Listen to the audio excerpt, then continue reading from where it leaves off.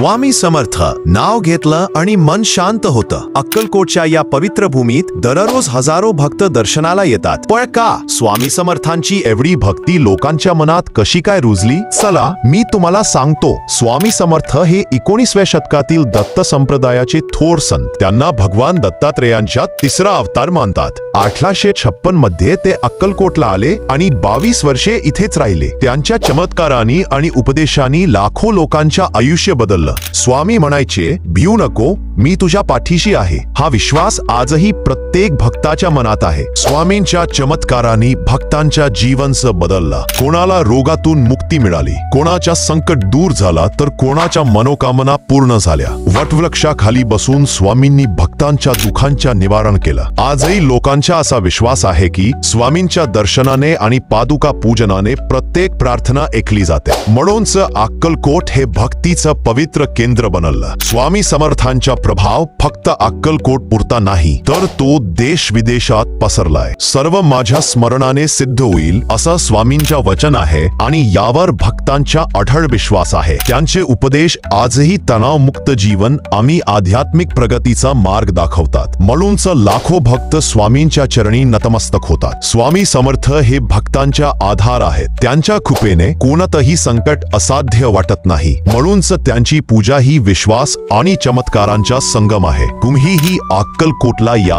आणि स्वामींच्या कृपेचा अनुभव घ्या आणि म्हणा, श्री स्वामी समर्थ महाराज की जय।